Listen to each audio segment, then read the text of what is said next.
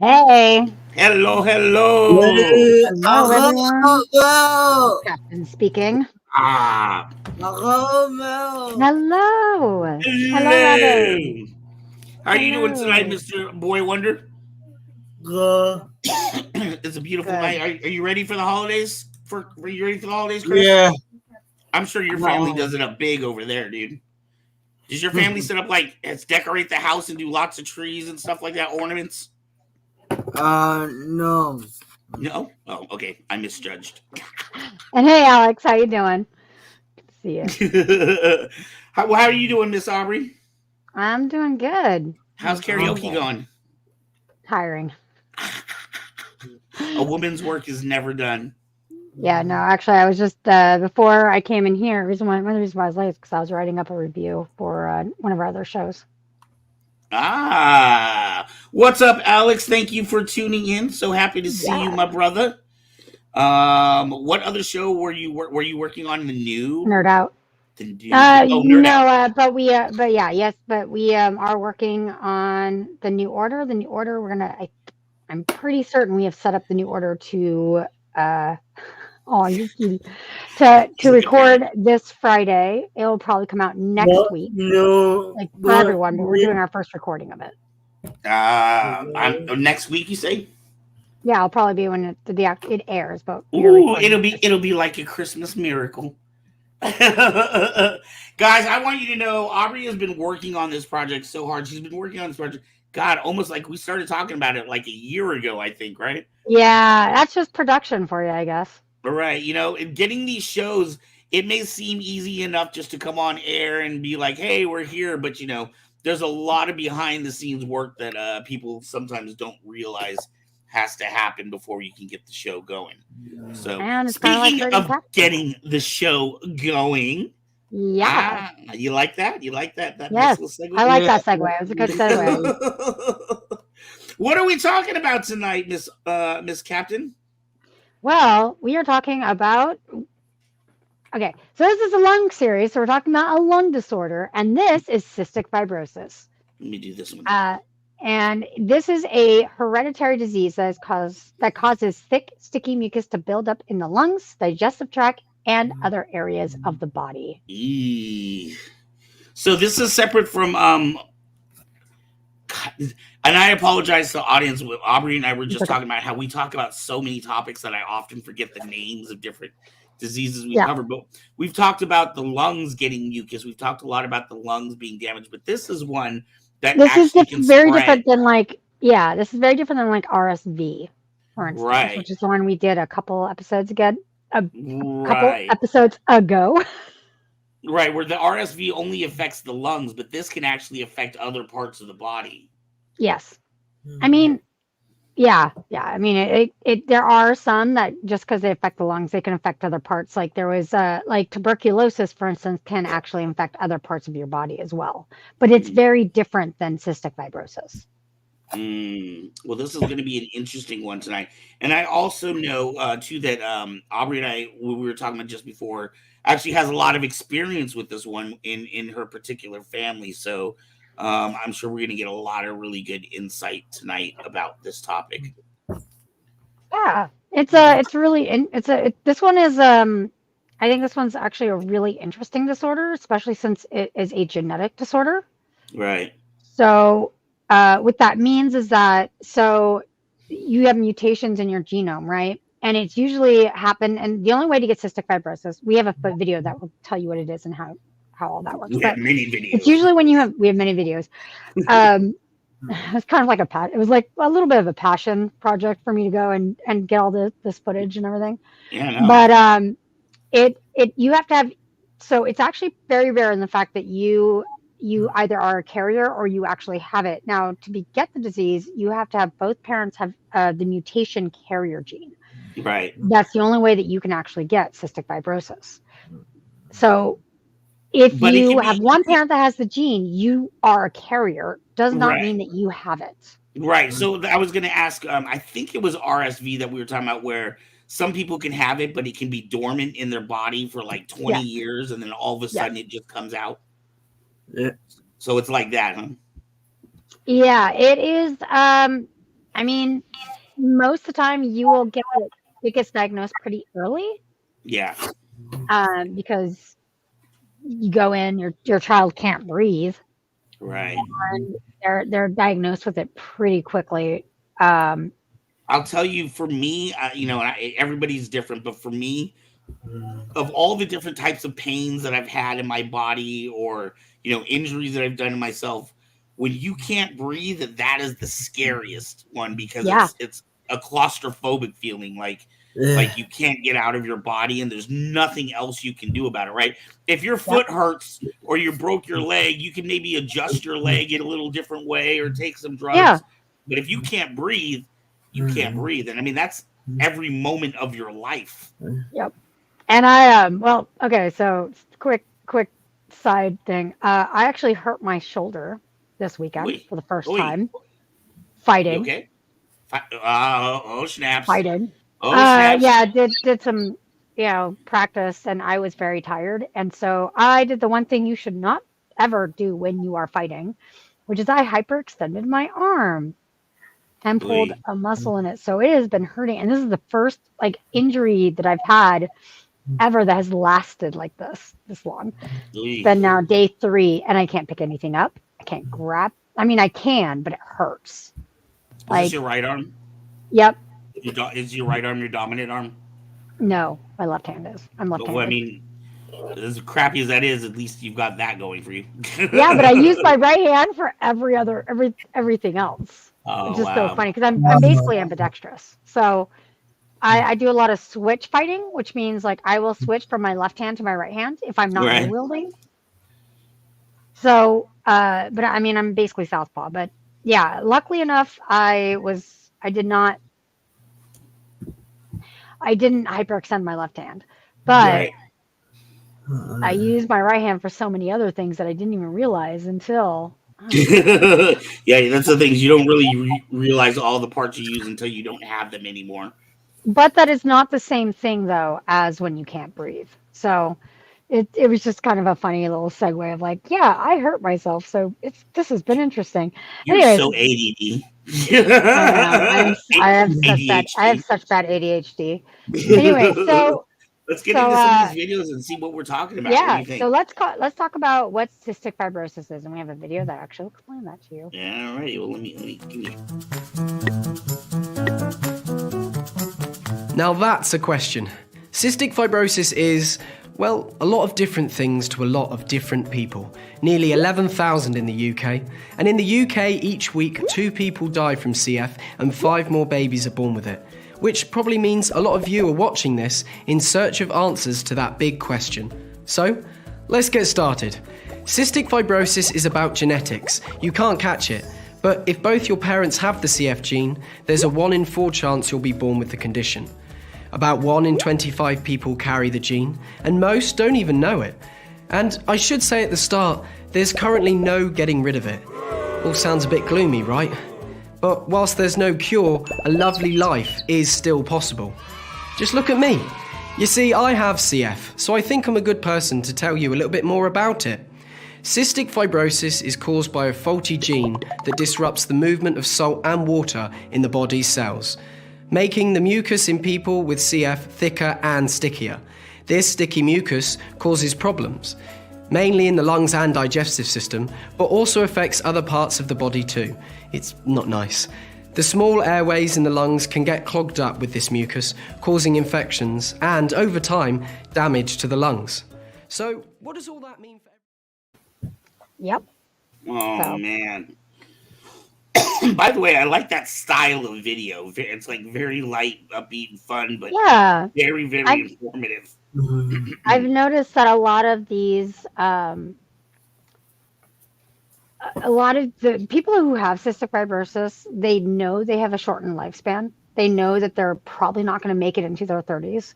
So what I've seen with people with cystic fibrosis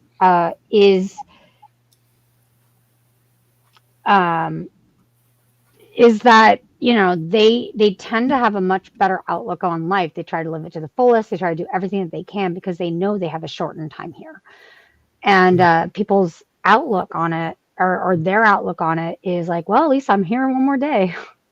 least I'm trying to live a full of a normal life as I can because I have to do a lot that just to survive. So it's better than having a bad attitude about it. Yeah, and we've talked about that on this show before. We were talking about uh, we weren't talking about AIDS, but I think we were talking about Sean White, who was the first little boy to contract AIDS through Hmm.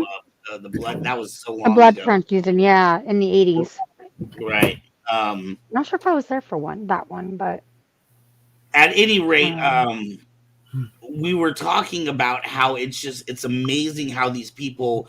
We also talked about it when we talked yes, about Tuesdays with Maury, how these people that are so close to death are the ones usually that appreciate life the most. yeah. It's kind of sad that we have to get to that point, get into a terrible car accident or nearly lose a loved one before we appreciate just the daily life, the daily breath we breathe.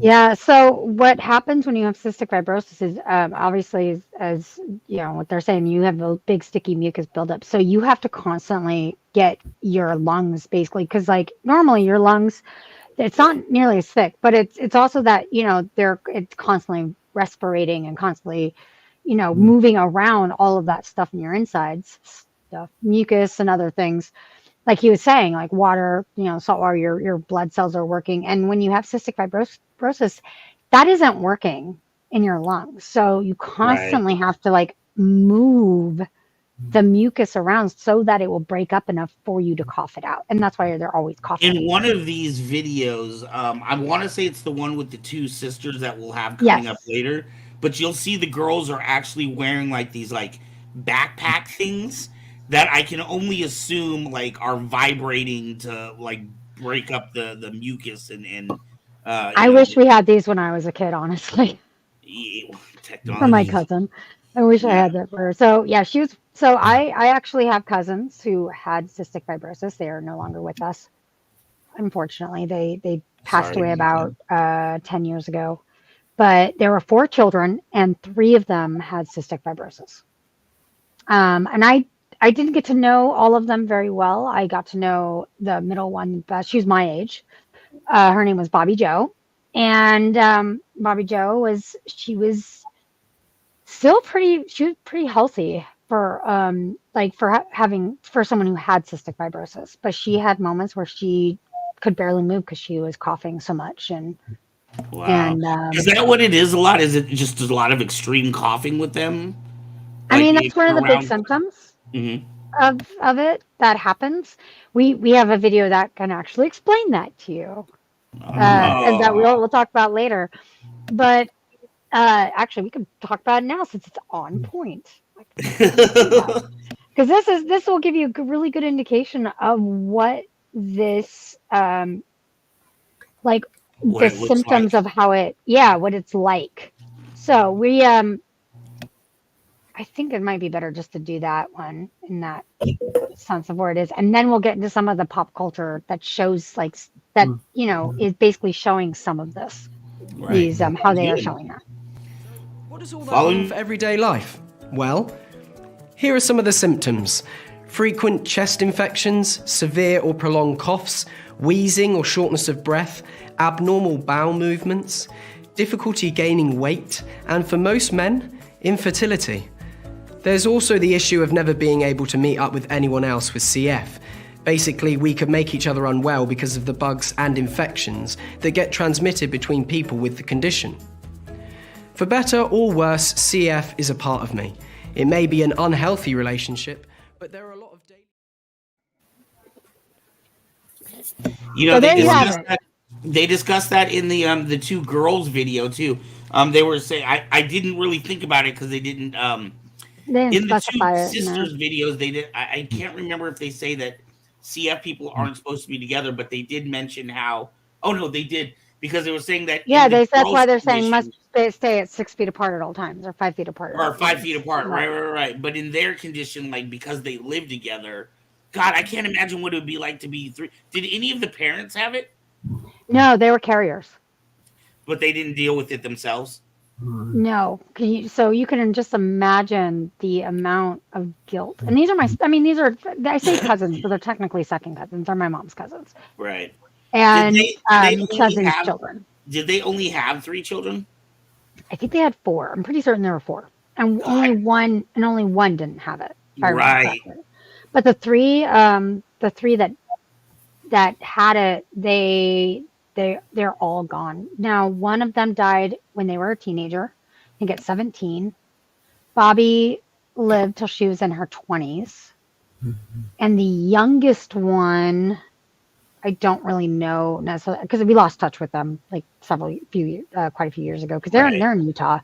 My mom probably would know better than myself, but when we were down there and she came up actually and stayed with us for like a month or so, for a couple of weeks or something like that. So, yeah, so they are no longer with us, unfortunately. But Bobby was like the most sweetest, happiest person, even though she was sick a lot of the time. And she was fairly Well, healthy. She's the I want healthier of them. I want to get on, like, there was some facts in there that really blew me away. Like, they were saying up to 25% of the population is a carrier of Yes, CF. But yes, it's not until you get that magic combination of another person with CF and that they're both not dormant at the time, that they're both like active. So,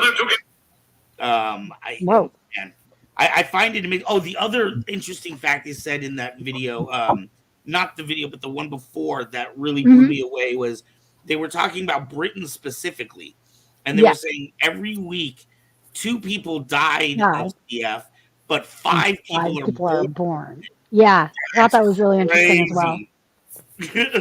It it is. It's kind of amazing how that happens. And it's funny because you think, and we're going to see some of this like media representation of it in a minute, but you think that um they're like, oh, it's just a coughing thing. No, it's actually much more than just a coughing thing. Like it literally, like, you have to move that mucus all the time, Well, else it gets hopped up in your lung.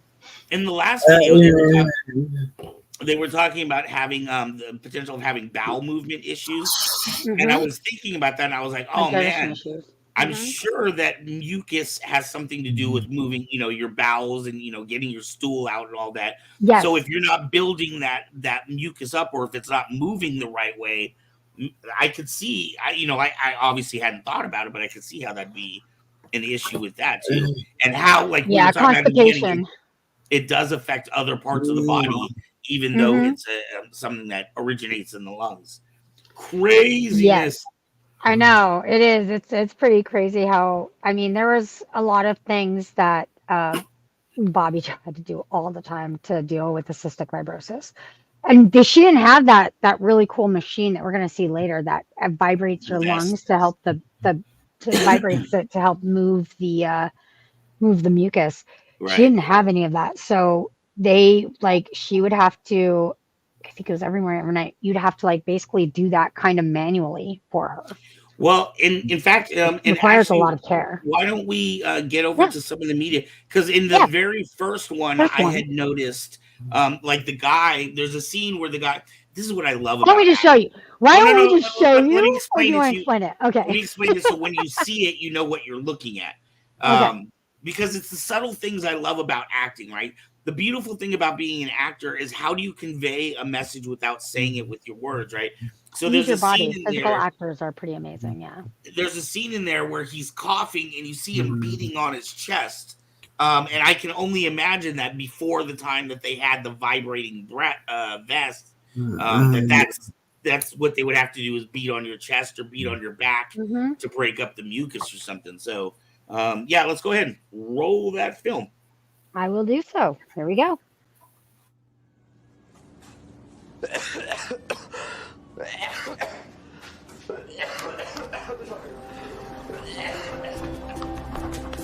I guess he was right.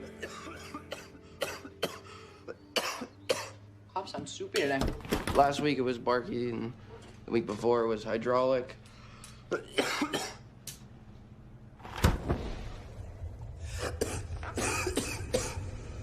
Many patients living well into their late 20s.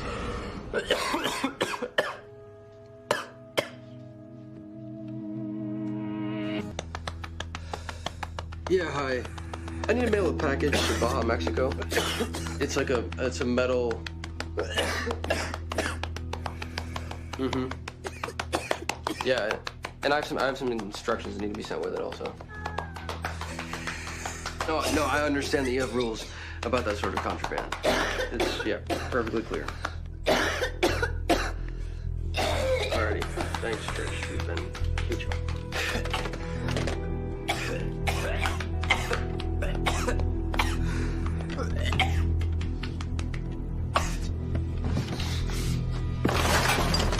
Reassess. Yeah, I know it sounded soupy. Relax. Same medication as last time?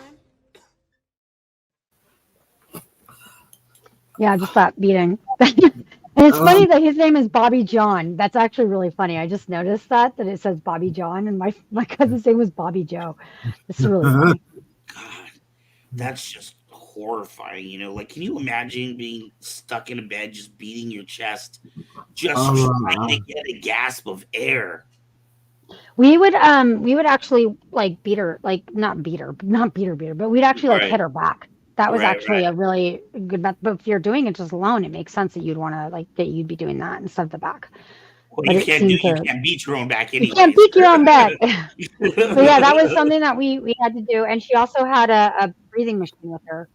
We're all three. Well, I don't know if this is something you would know, but like all three of the girls, were they at different levels or were they all pretty severe? Like, did they all have to do these routines?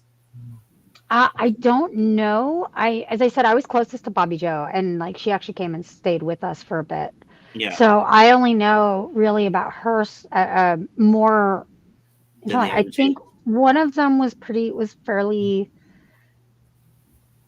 healthy, but I think it was Bobby Joe that survived the longest. So I honestly don't know. Like, but as I said, I think she was the one that actually. She lived into her mid-20s, so she was. I would have to ask my mom because my mom would probably have better memories of that than me. That was the other thing in that video clip that caught my attention. Was, and I don't know what the date, what the time period of this video could have been, the 80s, the 90s, could have been modern day. If it was a little bit older, if it was a little bit older, it would have made more sense to me because the doctor said, God, what did he say to him? He said, a lot of people with cystic fibrosis nowadays are living all the way up until their early 20s. And I was like, all the way up to is such a horrible. I mean, I realize the doctor has to be kind of upbeat about it. You don't want to be like, oh, you're going to die, bro. You live up to your mid-20s. I even think I heard something about this. So I mean, I'm not sure if this happened or not. But my mom said something about like she got married and I think she was pregnant. She had a baby, and then she ended up passing away after that. So that can happen. You could still live kind of a normal, quasi-normal life, but a it's normal still medieval life. Yeah. I mean, life don't quote me on that. was like 27. But yeah, I was telling her we were going to do this episode. So and that's what kind of got us talking about Bobby Joe again, because I had not thought of her. Funny. I mean, I had, but I hadn't thought of her in a while. So I was like, I wonder how she's doing. Oh yeah. Alex, do you know anybody with cystic fibrosis or anybody else watching the audience? And if you're watching this later too, feel free to leave a comment. And we will check those comments and read those comments.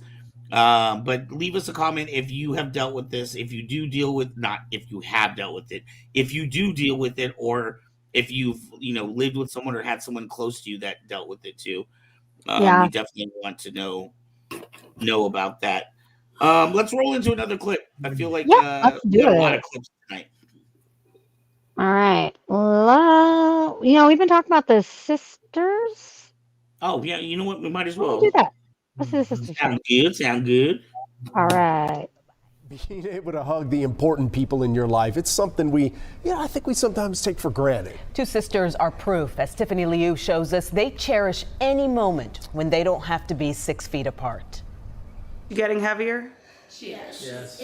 For 11-year-old Melissa, having a little sister is like having a little shadow, a mini version of herself to do everything with, including their daily treatments and medication. You see, Melissa and 8-year-old Michaela have a rare bond over a disease that can often be lonely. Look at my world. They have cystic fibrosis, which doctors say CF patients should stay at least 6 feet apart. You put your arms out and someone stands next to you and put their arms out. That's about how far our kids should stand away from each other. Dr. Jamie Becker knows it can be unrealistic. When you have 2 kids in a household with CF, the rules kind of go out the window. She wants her patients to live their best lives. Because we're siblings, you really can't be 6 feet apart. It's kind of like impossible. Melissa and Michaela choose to be close because at a young age, they know they have a disease with no cure. The two spend hours every day. What kid gets up at 6 o'clock? Breathing in medication, shaking out mucus. When you're in the hospital, it really makes you grow up. Tracy and Paul are proud of their warriors. Going through this is not easy, but they're strong. If one sister is sick, they do follow the 6 feet rule. Because a cough in the wrong direction could send either of them to the hospital. We've gone through a lot together. What Melissa and Michaela have is special. Their own CF support group. She always says I do a good job. They have hope. Hopefully. But are also realistic. We don't know what the future's going to be. We don't know if there's going to be a cure or not. So I say just try to live your best with CF. The sisters keep each other strong through the constant struggles of cystic fibrosis, even when they have to be 6 feet apart. In Frisco, I'm Tiffany Liu. Wow. That's so sad.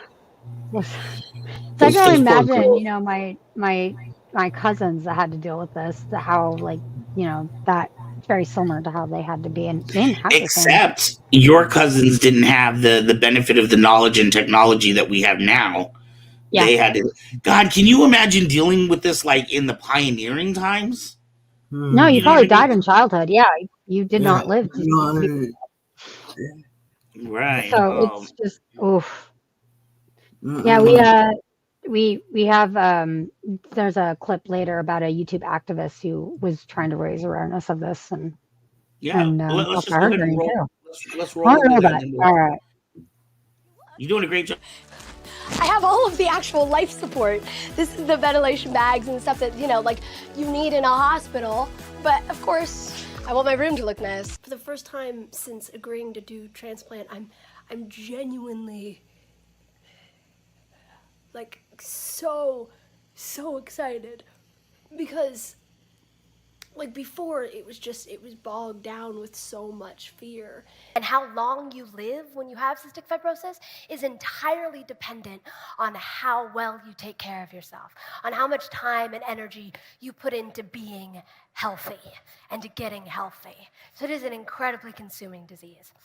And it's also progressive. So as you get older, it gets worse. No matter how many treatments you're doing and more meds you're doing and more procedures you're doing, you're gonna get sicker. I went in for a routine surgery when I was 13 years old, and I got blood sepsis, which is an infection in your blood. And it attacked the weakest part of my body, which was my lungs. So I went into full-on lung failure. I ended up being in a coma for 3 weeks, barely surviving. Take pride in our experience. I'm so proud of what I've learned. I'm proud that I was never allowed to run away from dying. I was never allowed to run away from the fear of death. I can accept that, I can take pride in that, and we can do something with it. And that's the joy of being alive and the joy of being human. Yeah, so sad. Wow. That poor woman experienced my 2 biggest fears. Not being able to breathe in comas. Not being what? Say it one more time. Not being able to breathe is one fear, and the other is comas. She was in a 3-week coma. But it's so sad. Yeah, when I was watching her, actually, she reminded me a lot of Bobby. actually, except Bobby was very wispy and had very blonde hair, but she reminded me a lot of the way she looked. Because the thing is that you also have a hard time gaining weight as well, and Bobby was very thin, like her. So from my memory, anyways, because she was a teenager when last time I saw her. So but that's very much what she looked like. Had that very similar build. So it was really interesting. Yeah, it said that the mucus effect can go in your stomach and affect your stomach as well, which is why you would have problems with bowel movements. But I can imagine if You you're have a hard just time with appetite. Yeah. yeah, if you're just coughing constantly, that's what you use to put food down. So I'm sure. And there's I a mean, constant fear of choking because of the cough. yeah, God, I didn't even think about that. Yeah, and it's really interesting because you're also damaging your esophagus and your lung pathways, right? When you cough. So it's not very comfortable. So a lot of soft foods are better. But yeah, it is really but yeah, the fear of choking is real. And so often people have a hard time just from that. You do have a feeder tube that can be inserted that some people use, like you saw in the Two Sisters clip, how they had that tube. That's like a feeder tube. So that's one of the things that they do to kind of bypass that, since That's a feeder. your esophagus can It be. looked like they were putting medication in there. They so were, goes, but I'm saying there is a feeder tube that some people put in as well. Oh my Usually, goodness. like they put Ensure, or it's it's different things can be put in there, but usually it's usually liquid. It's not like solid foods. That's so crazy. Wow. Yeah. Sorry, this is a whole side note tangent. Not that we ever do that.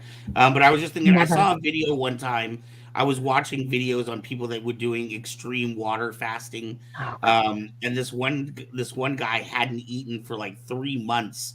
And he was talking about how his body had gotten used to not having the food, but his mouth sensation kept wanting, you know what I mean? Even though he didn't want it or need it physically, his mouth still, we're pre-programmed. We're trained to salivate when there's some nice juicy food next to us or something like that. So he still had that response.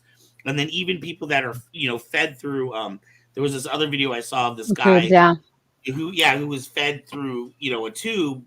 So he was getting all his nutrients and he was eating and he was full, but because he didn't have the mouth sensation, he was going crazy, he said. Yes. That happened to my grandpa. So yeah, he still wanted to eat. Oh, wow. Even though we had to feed him through a tube.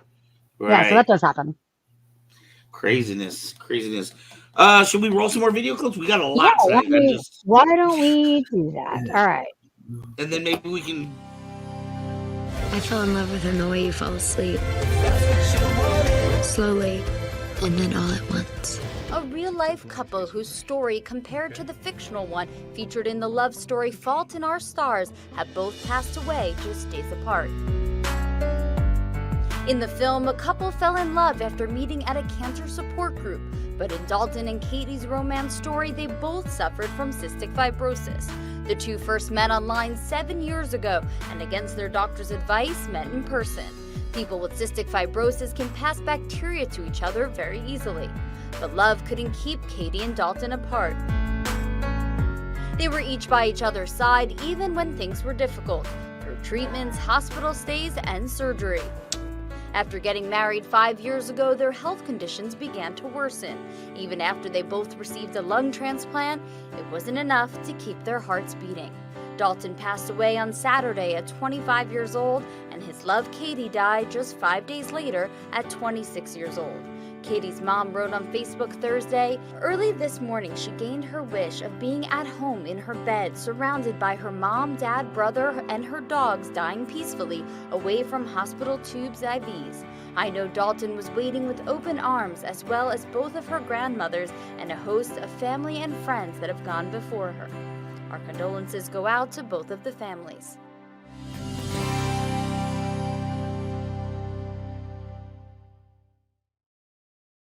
I'm so sorry. I didn't mean to cut you off. Wow. No, dude. Oh my God. I'm like tearing up over here. That's so, I can see how that would, I haven't seen the movie that they were talking about, but I could see how that would be, holy crap. And that's, oh my God. I can see how that would be such a good movie. It's such a Romeo and Juliet story, right? Like, the worst thing you could do is be around somebody else with cystic fibrosis. But at the same time, the best thing you could do would be to be around someone else because they understand the struggle that you're going through. So like, Yep. it's just like, oh my God, oh, that's so sad. And then, Honestly, I and think you're going to die anyways, regardless of whether you're with the person or not, you are going to die. There is you might as well die happy rather than So die with someone you oh my love God. rather than, alone. Why But did you do this to me, Aubrey? I'm sorry. Why?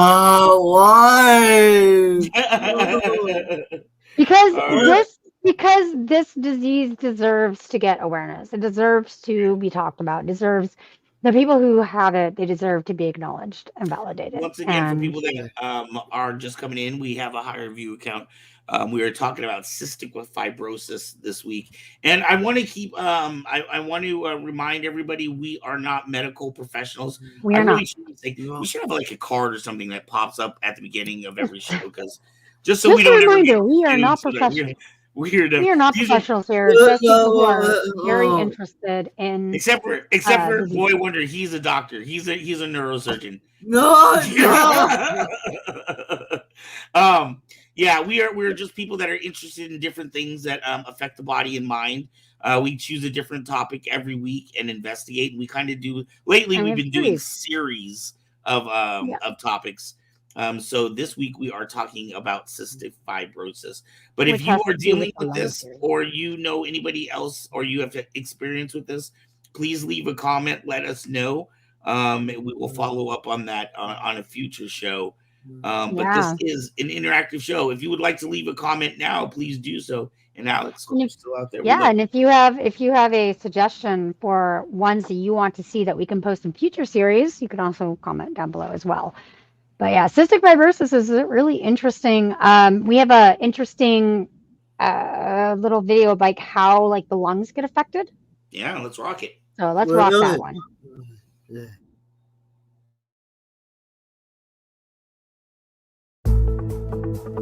A patient with cystic fibrosis is susceptible to infections of the lungs. This is due to a mutation that affects a protein on the surface of lung cells. Many different mutations can cause cystic fibrosis, but all of them involve a transmembrane protein called CFTR that functions as a channel for chloride to move in and out of cells.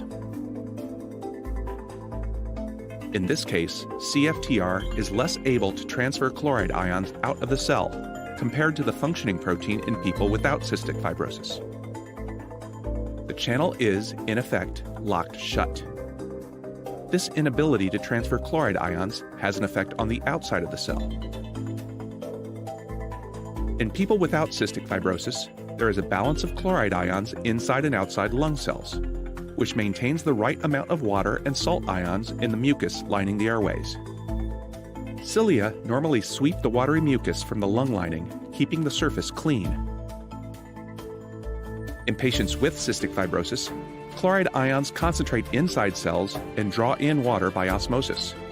With less water, the mucus becomes thicker and cilia can't move. Flow is reduced, providing an environment for bacterial infection. Oof. Wow. Hey, another side tangent, but I think it's very relevant. I was watching that clip and I was thinking, oh my God, I love this clip. I like the videos where it like shows you animations and goes inside and shows you what it does. Because you learn so much. And Right, they're tossing these words at you and you're like, wait, what is that? And I love how they like talk about cilia and they show you what the cilia is. Right, so right. like you really can, you can really understand, or it gives you a good view of what your body is doing. So my bigger thought on this, while I'm thinking about like, oh, this video is so dope. I love this video. My mind started going to, God, what an amazing, like the three of us right here on the screen and everybody who is watching this show, we are living. I don't know if anybody's ever really stopped to think about, we are living in an amazing time period. I lived in a time period before the internet. I was born before the internet. I remember life like I was lucky to go through high school. Like the internet was just starting to come. No, it was coming in, but it wasn't like it is now. You know what I mean? Like you had to pay by the minute back then for internet. Crazy. you had to choose between your phone line and your computer back then. Yeah. So, I mean, you still kind of have to do that, but yeah.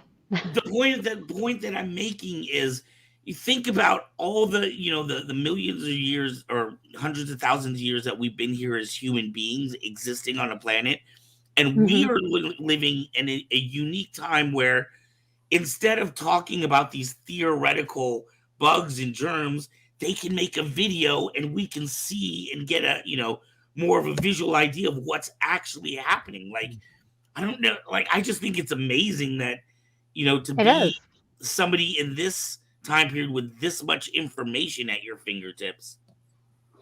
We're just lucky. I agree. Also, I mean, these videos, and so these are just clips of videos. So obviously, we encourage you to go and watch those videos to support those people that put in the work to do these as well. But they're just really interesting to watch, and you learn so much. Even these little clips that we have, I learn so much about these things. And obviously, these little clips don't give you the full picture. We try to just give you like pertinent information or stuff that is, most relevant for the show. So there's so much more, especially when we have some of these movies and some of these documentaries. We're only showing you 2 or 3 minutes of, an hour and a half of incredible moving, production or whatever. So, yeah. But do you have any quick director? Thank you. Do you have any quick facts for us? If not, I have one. Yeah, no, go ahead. I didn't have my list up. Sorry, I had That's it. all right. So they also talk about the symptoms from your digestive. Because we were talking about how you didn't know about this how it also affects the intestines. Right. So one of the things is that it could also block. So this is how it kind of works. So the thick mucus can also block tubes that carry digestive enzymes from your pancreas to your small intestine. So without those digestive enzymes, your intestines won't be able to completely absorb the nutrients in food. The result is often foul-smelling, greasy stools, poor weight gain and growth, or intestinal blockage, or chronic and severe constipation, which can also cause rectal prolapse. Oh, that's So just, I mean, it can cause a lot of things.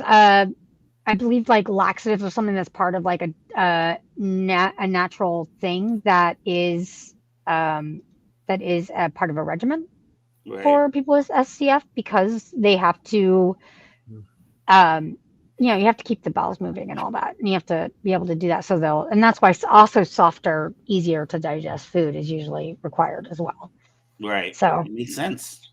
Something that's really interesting. And you had one before we started the show. You had a really cool one. So why don't you give us that one? I don't remember. About the woman who found. Oh snaps! I have to look up. I'll look up her name. But this was there was a woman who discovered it was a woman in 1938. That's what I do remember. I can't remember her name. She was the one who discovered cystic fibrosis, in that she was doing autopsies on bodies of children that they thought had a difference. I can't remember what the other celiac. That's right. That's why we were talking about that. They thought they had celiac disease, but she noticed scars on the pancreas that set it apart from celiac, that made it different. And she was also the first one to start treatment or it's so funny because celiac, when I look at CF and I look at celiac, because I have celiac disease, they are so different from each other.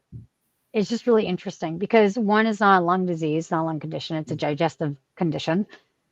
Your body cannot absorb or process fiber like wheat, like gluten fiber, the protein that's found mainly in wheat and all of the cousins like barley and rye and all that. So you're not able to absorb that. So there's a lot of malabsorption, which happens, which is like, then you have poor digestive tract. You get allergy-like symptoms. You have a hard time digesting food. So it's that has it in there. And unfortunately, wheat is in so many things. So it's very different. Exactly. But I can understand some, back then they probably just didn't know. as much as we do now, which is why it's really interesting that Wow. we live in a time where you know so much more about how it works. It's amazing. Yeah, and it really is kind of amazing. So that was a really cool one. I have two interesting facts about CF. One is, along with Tay Sash, these are tied as the most fatal of Jewish genetic diseases. So it says, when you think of, and I am getting this from Emily's Entourage is the name of the website. But it says, when you think of fatal Jewish genetic diseases, you think of Tay Sash, right? But the truth is that approximately 1 in 25 to 27 Ashkenazi Jews is a carrier of CF, making it just as prevalent as Tay Sash.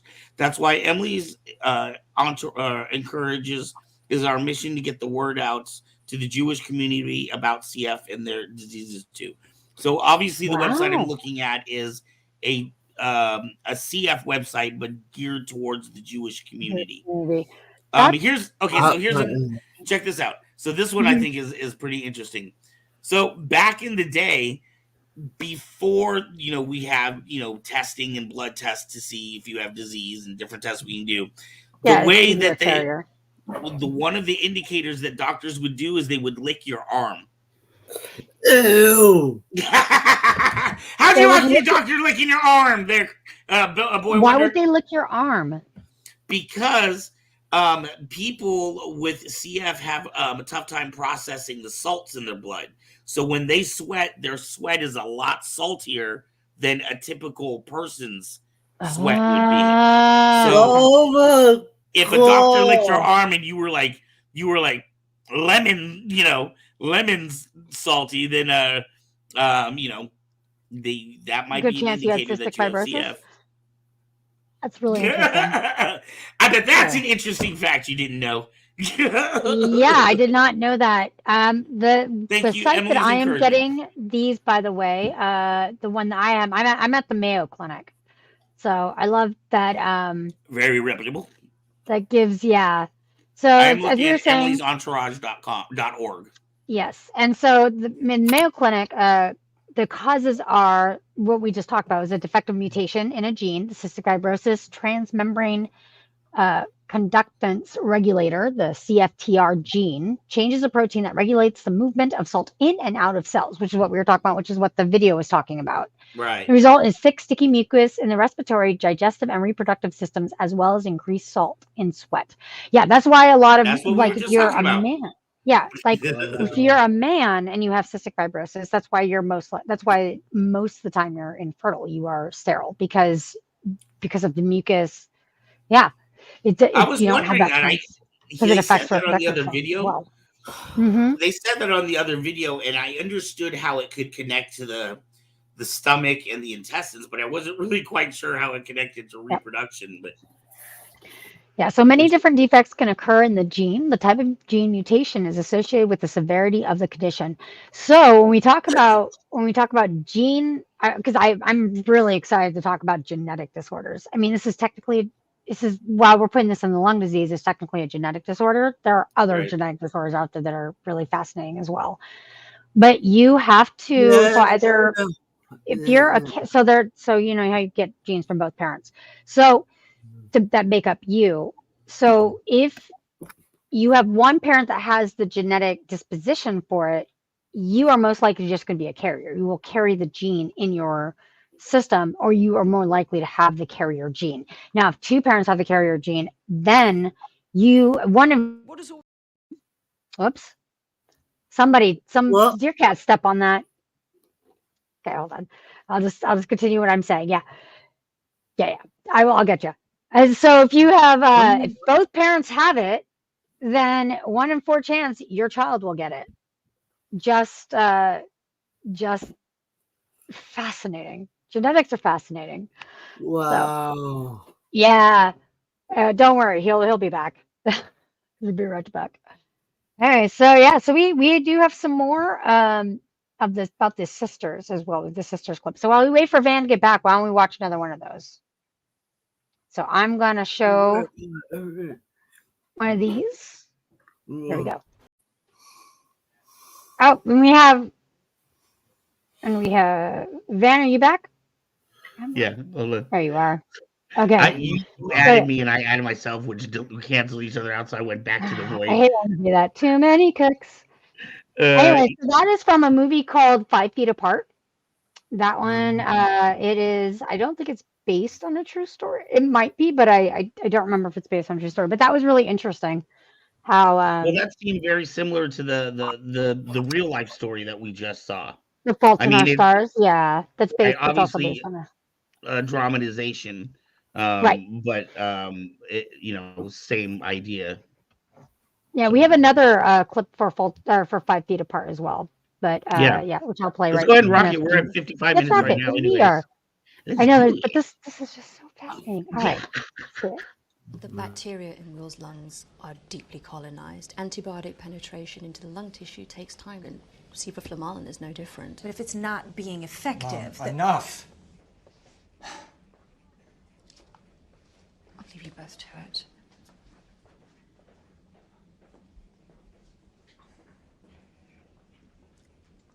Oh, I'm sorry if I'm interfering with your fun by trying to save your life. Worst mother of the year. I know. You knew this wasn't going to work. You arguing with her is not going to make things any better. You're the one who's making things worse. Okay, fine, then. Let's just stop doing the treatment. Let's stop spending all this money. Let's just stop trying. But then what? Oh, I'm sorry. I don't live in a fairy tale. I live in the real world where people solve their problems. Is that what I am? No, you're not a problem. You're my son. And just be my mom. Do you even know who I am? What kind of person I am? Do you know there's a girl I like? Do you know what music I enjoy? Who my favorite artist is? I spend all of my time in this place. You're out there. We have nothing in common. All you see is my fucking disease. If you want a problem to fix the way that you look at me.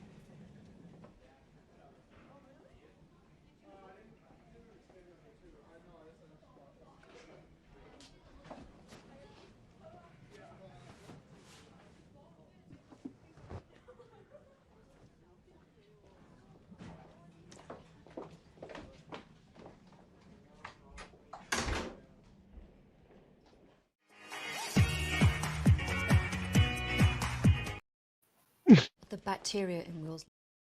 Sorry. I'm there. Did it again. Anyways, so yeah, that was what, Robin? What was that? I grew up with the atom. I grew up watching the atom on internet. I'm missing that. If you put it in the comments, we'll get it. We'll get that out for you. Robin. Sometimes I get it. Sometimes I don't. We're still bonding, learning man. Robinese. Robinese. Yeah, still learning Robinese.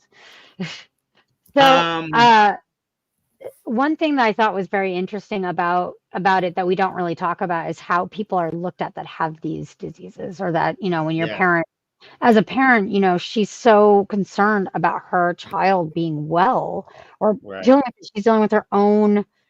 Yes, I figured that's what you're talking about. You're talking about, the actor was on The Sweet Life of Zach and Cody. He's been in other things, Cole Sprouse. Yeah, Cole and can't remember his twin brother, but they were both Disney. Anyway, what I was saying, so that's what Robin was saying. He's saying he grew up with that actor. So, just to let people know. But what I was saying was that we don't look at the impact that a parent, because a parent, they're the ones who caused the disease. They passed it on to their children. Right. And that's all. They're so concerned about getting their child surviving that they're not looked at they're not looking at them as a person. Sometimes that happens, or there's the impact of like the children that are healthy that get left behind. So go ahead. What were you saying? I'm gonna totally destroy this, but there was a different video. I don't remember who this is, and I wish I could credit them, but they were talking. It was a guy who had a special needs brother, and I think I don't know if the brother had like Downs or something like that, but Mhm. you know, he he would always talk about like his brother's syndrome, like in the negative, and like how I would, I wish you were normal, and I wish, I love you so much, Mhm. blah blah blah. And then finally the brother said, I wish you wouldn't do that. I wish you wouldn't talk down about my disability, because when you do that, you're talking down about me. You're talking down about my existence. For Right. you, for me, this is all I've ever known. I'm doing the best that I can do. You know what I mean? So, Exactly. yeah, Exactly. this is all I've ever known. I But for would not you, want to that. do you I experience would that a lot, Robin? Do Do you you get have talked this down to a feeling? lot? what? Do you get No. talked down to a lot? Well, I mean, yeah, yeah. Yeah. And my boy, yeah, my boy is younger than me. Yeah. No. One of I the mean, that's things I was hard. first taught when I was working with kids with special needs, particularly I worked with a larger autistic segment of kids. Or see, I just did it right there. And there's an example. A group of kids with autism, and that's what I was gonna say. That's probably why I That's did it. okay. It's fine. It's so embarrassing because You agree with right. The Yeah. difference is you don't say, for those that don't know culturally, you don't say the that autistic kid, you would say the kid with autism. You never put a disease before the person. The kid. You always Yeah. put the For the disease person. after the person. The person always comes first. That is a boy with Or CP, girl. Yeah. or Yeah. or girl. That is a girl with ADHD. So you don't say, that's an ADHD girl. I no, I'm okay with being called ADHD girl. It's fine. That sounds I like a actually cool, have like, autism as well, tagger so tagger name. I have both. Wait, what? I'm just more open about it now than I used to be, but I actually have both. I went to a severe school for autistic kids. So what?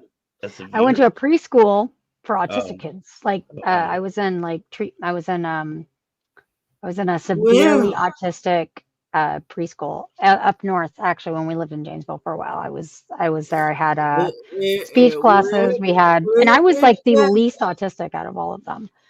But No, they thought I had what? Sorry, go ahead. where is it? where's what? Where is it? Yeah. So this was up north in Susanville, actually, where we lived when I was, or we lived for a while, like for like a year or something like that. About that. I was school there because I was behind on all of my milestones as a kid. So we'll get more into that when we get into some other stuff more. But yeah, I actually they thought I was severely autistic. I am autistic, but severely. They thought that that was what was going on with me, so they had to. So I got early intervention.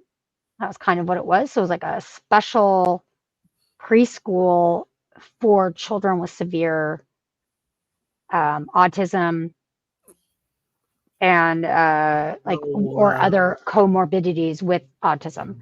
So it's a really interesting experience actually. So and then they're like, "Oh no, you're normal," and I wasn't. I just Yeah, and I don't, it could be the differences in times. I know, and keep in mind, I have not been a preschool teacher now for about 10 years. Mhm. So 10 years ago was the last time I was a preschool teacher. No, actually, that's not true. That's not the last time. That was when I was working at the college. So it's probably been about 7 years since I've been a preschool teacher. Up until recently, I was a special needs teacher's aide, which Mhm. wasn't preschool, so it was older kids. And then I've also worked with Easter seals, specifically with actually my youngest client. I think I had a 3 or 4 year old boy, and my Mhm. oldest client I had was like a 20-year-old. I think you were guy. telling us about him in one of the previous episodes. Yeah, that was a specific family. That was yeah. I've also worked, privately, but that was when I was working for a company. Okay. So I totally forgot where I was going with all that. Holy Oh goodness. no. What were We you just never get talking about? sidetracked here. Wait, About well, being in a preschool for kids, and then like how I ended up getting sent to normal classes. typically, I was taught that you can't diagnose autism until I think age 5. Now there is, and this is something parents can look up to if you ever have questions about your young child, especially if they're under the age of 5. But there's a free online, it's the ASQ. The ASQ is developmental tests that you can print up at home as a parent and you can do with your own child at different age groups. So there's different developmental tests for 0 to 6 months, and then 6 to 12, Yeah, they have 12 to 1, milestones that you have that kids are supposed to hit, and I didn't. Exactly. I was very Exactly. delayed. So so they actually, it was great that I went into this class because it helped me a lot. Not even thinking about it, but it actually did help. And it's funny, I went back to that preschool like maybe 20 years later. I was in my mid 20s, early 20s. And the people were still there, the teachers, and they even recognized me. Oh, wow. Funny enough. And they were just like so proud. They were so happy. But those people, teachers who do that help kids with disabilities, they are just really the salt of the earth. They're really quite amazing because they do so much for these kids. They are. They are. Yeah.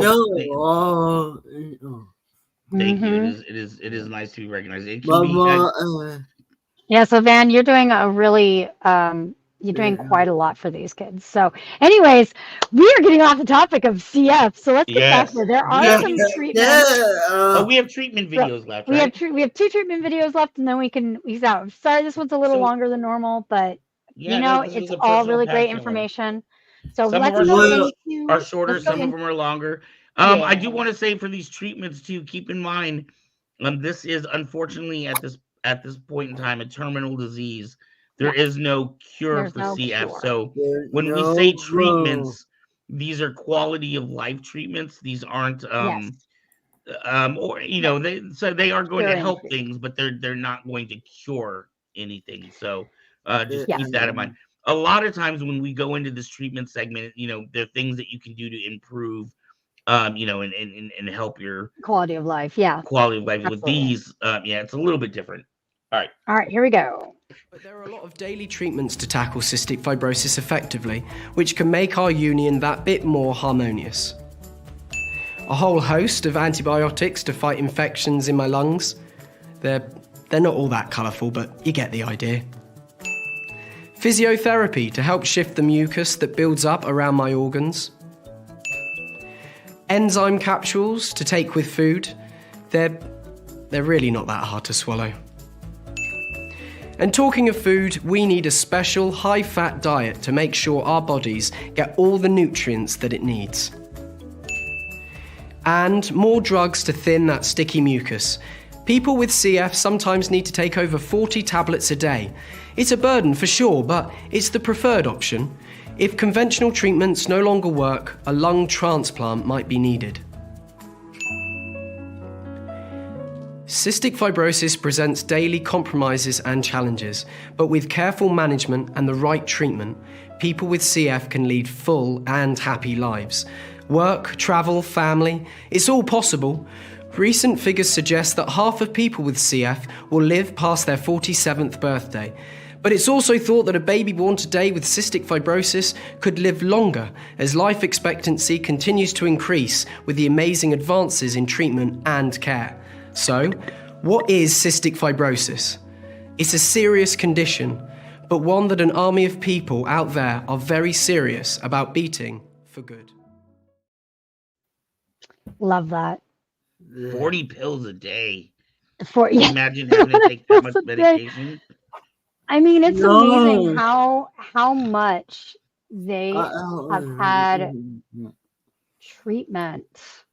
You know, it's funny because I'm thinking about the last time I saw Bobby, and I think it was actually like the early 2000s or the late 1990s. Yeah. Like, and now that I'm thinking about it, and holy wow, it's kind of amazing how much more, how different, the life expectancies. He was saying that now people are living up to, they can live into their 40s, Wow. like with it now, with the advances in treatment. So it's really amazing how far medicine has come and treatments have come. But 40 pills a day, that's so, we think about it, they're like, Because if you think about probably back in the 90s, I'm guessing. Mhm. And again, I'm not a medical doctor, so I don't know. I'm gonna have to, Google it after the show or whatever. But they probably, I don't know if maybe they weren't doing lung transplants back then. That sounds pretty severe. I can understand one maybe, but a double lung transplant sounds pretty, It's risky pretty too advanced. because it doesn't always work, and there's major complications that can happen from it. Like the Well, the YouTube first activist story, who had it. yeah, the Mhm. first story that we saw with the lady, she had it a year and then she had a stroke. Yeah. And then that's when she passed. Yeah. But that was after getting her new lungs. We And have she one was more video. So why why don't we was watch this excited last about that video? too. Yeah. Yeah. Okay, let's do that, and then we Roll 'em will. out. All right. Cystic fibrosis, or CF, is a genetic disease that affects multiple organs, including your lungs, and limits your ability to breathe over time. Your main airway, called the trachea, branches into each of your lungs. The largest airway within each lung is called a bronchus, and each bronchus branches into smaller airways called bronchioles. Normally, airways are coated inside with a thin layer of fluid and mucus. The mucus catches dust and germs from the air you breathe in.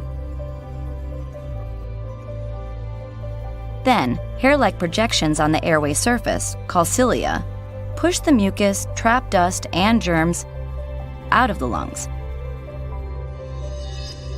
In cystic fibrosis, the mucus is so thick and sticky that the cilia can't push it out of your lungs. This thick, sticky mucus can build up, trap germs like bacteria, and block your airways. Because of this, you may periodically have acute infections or exacerbations of the disease, causing symptoms such as increased coughing, production of mucus, and shortness of breath. As the disease progresses, long-term damage can occur in your lungs. This happens when germs, like bacteria, get into your lungs and cause chronic infections and inflammation. Okay, that was on a treatment video. It says more treatment, but that was not. What's up, Hi, Nez? Mads. We love you. We miss you. Yeah. Oh my gosh. Can you imagine getting a mucus plug? That means that whole thing is clogged. That means you're not breathing out of that one lung. You're like riding on one lung. I would be freaking terrified. I could I not just imagine. I was like, wait, this was labeled incorrectly. Yeah, but that was very That interesting should have though. been, but very interesting. These just give you such a much better picture of how it works. You just saw me Sunday, lulz. We always miss you. You are irreplaceable. You're the love I mean, that you I get. saw you online on Sunday. I haven't seen you like in real human being form in probably months. Forever. No, we've missed our last two coffee. Well, I mean, we saw each other online, but not coffee, but not like seeing each other in person. It's so different. funny doing shows like this. How like you literally see people once or twice a week, but like John's in a whole nother part of the country.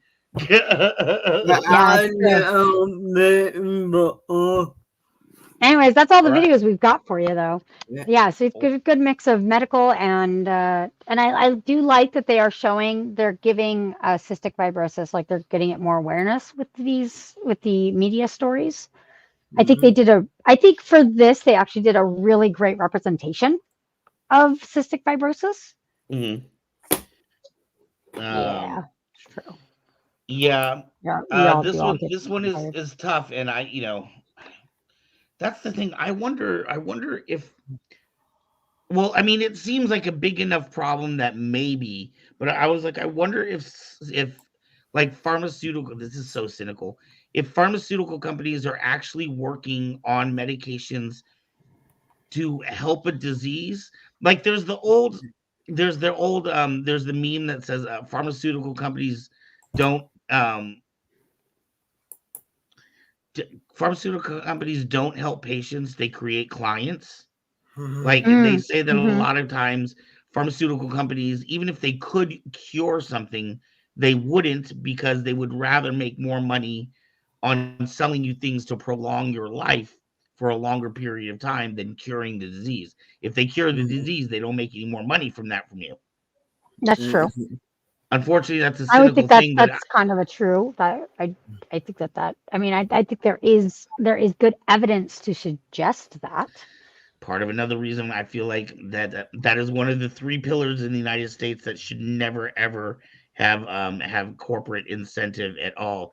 It should not be capitalized upon. Education, the law system, including jails, and medicine. Those are the three areas that we should never profit from. But that's just me. Mez says, oh, sorry. God damn it. Oh, I can't read it with the blue on. So Here, I'll get it. My neighbor left their medical treatment of cancer and went a different way. He's in remission, but it's sad. Oh my gosh. Yeah. And she said, I don't want to believe that pharmas just want money. Well, I mean, I think there's a bit of both. I do think that there are there are scientists obviously that are trying, that are doing their darndest to do all the proper research and treatment and to get us these diseases. Unfortunately, the pharmaceutical companies themselves are not necessarily connected to that. Let's be realistic about how America. And look, this could be a show for me and Anthony cover on unpopular opinion. And we can have you on as a guest speaker, or you can come in and speak with us. Yeah. But, I would love to, because I love Anthony. I really love playing a foil with him.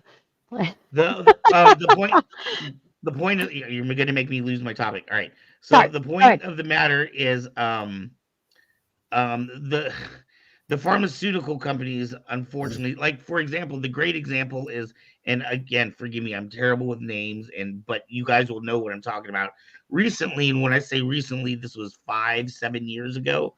There was the guy, the hedge fund manager. Hedge fund manager has nothing to do with medicine, right? He's not a medical scientist or anything like that. He bought the patent for some AIDS medication, and then he increased the price of it by 2,000%. Yeah, by the way, your speaker we lost you on your speaker. When you coughed, something happened. Yeah, now I can't hear you at all. Yeah. Oh, okay, hold on. Go ahead, keep it going. Okay, yeah. So while he's fixing his mic, what I think he's trying to say was that there was a recent thing that happened about 5-7 years ago, how a hedge fund manager, I know, stupid mics, how a hedge fund manager had bought a patent for a treatment for one of these, these new, or for this patented treatment that was very cheap, and then raised that to 1,000 times, which makes it much harder for people to get what they need, right? You had gone, so you didn't know. I was just saying that do you know what that the hedge fund manager had bought a patent to a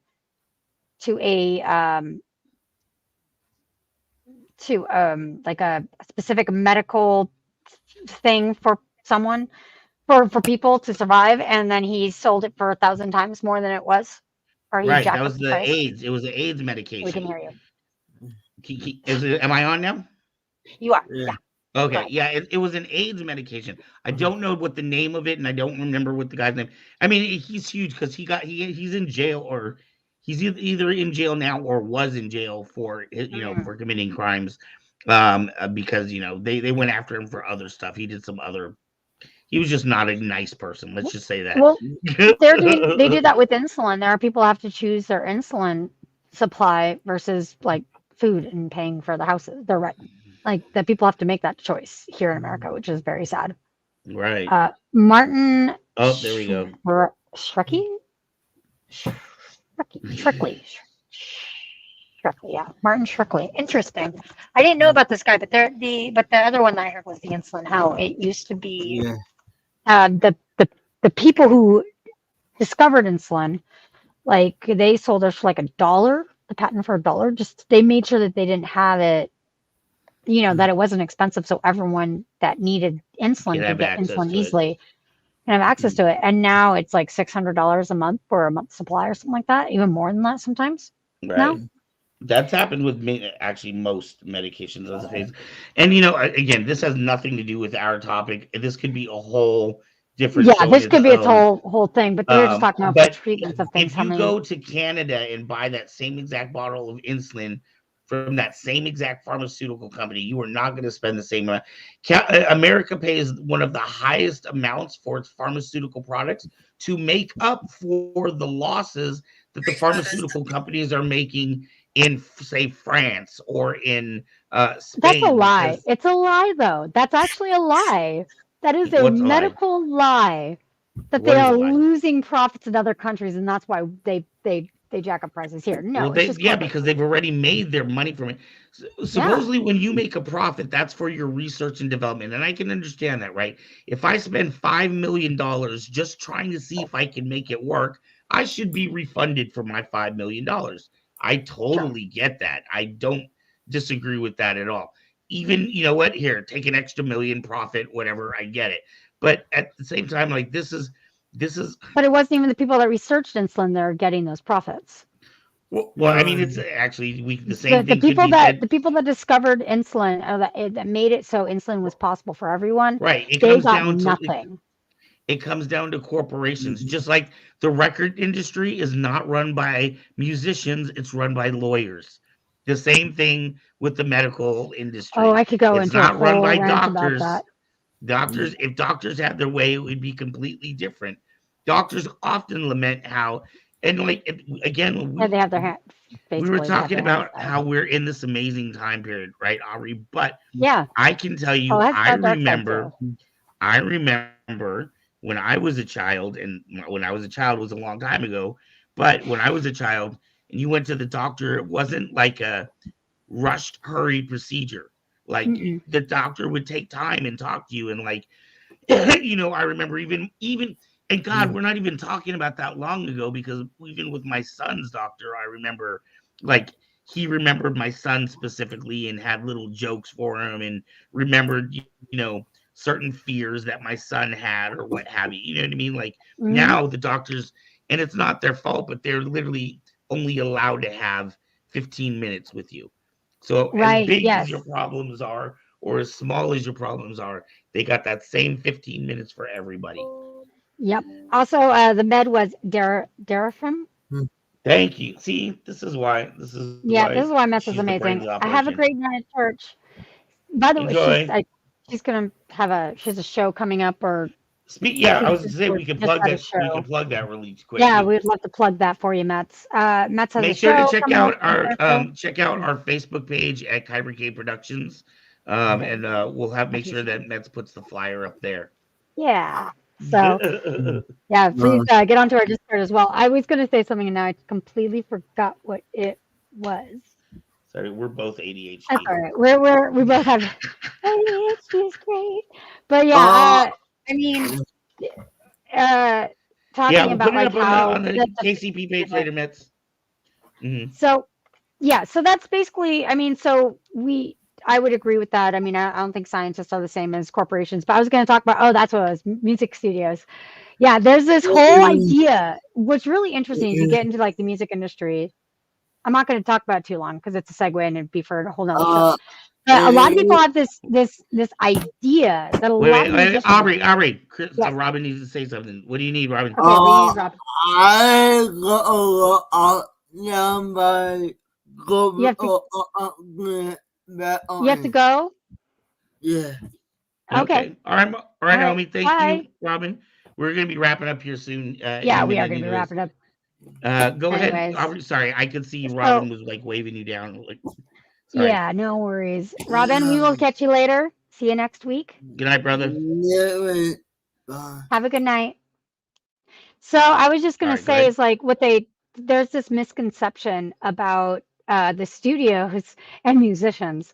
So, and it kind of really, I get angry because they talk about people stealing, music, right?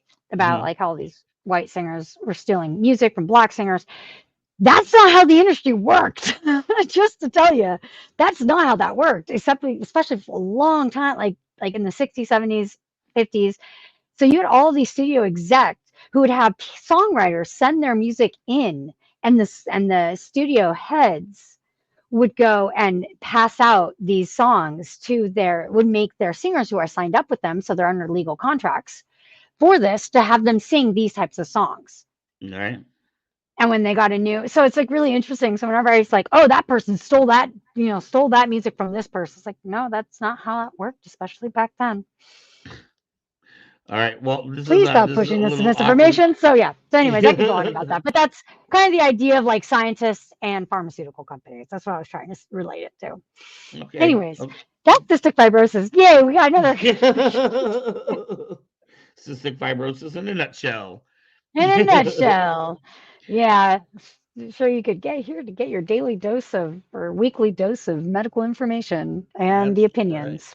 Do you know what our topic? You have this list. And Yes, I know. asthma. What is our topic next week? Asthma.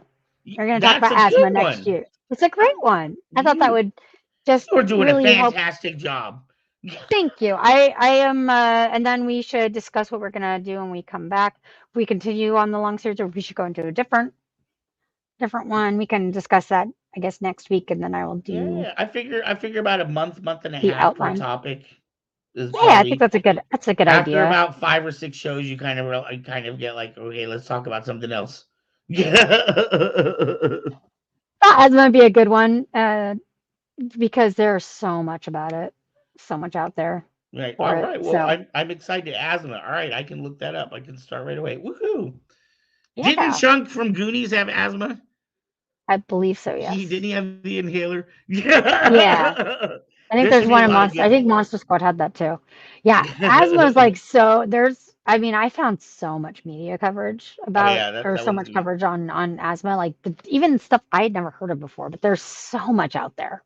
I got some signs. one. I did find some a clip from Signs, which is glorious.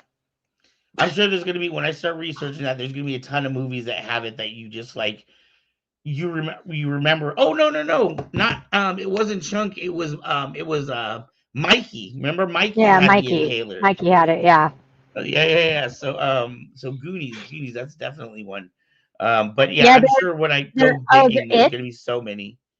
It will have some. There's a kid from It that has it. Right. Yeah, so that'll be fun. There's quite a few. I got some that were from some not known. So whatever you can get, but I already have the outline. Then we'll get we're still working and getting so we can continue to improve this show and make it, better every time. So this is one of the things we're trying, is just getting all of these in chunks ahead of time. So right. Thank you I think it's working. For anybody who has stuck around with us for this hour and 27 minutes tonight, we want to thank you so much. Thank you so Everyone much. out there. Sometimes our ramblings go a little to the side, but that's all right. That's part of our charm here at Hearts of Kyber. Is that charm, or is that just is that? Or is I'm that lonely. I need people to talk to. Damn it. Anyways, this is the captain. And I am Ark. We will see you next week here. Oh, you got the outro ready there, Captain? I do. I got it all ready to go. All We right, will Captain. see you next time. week.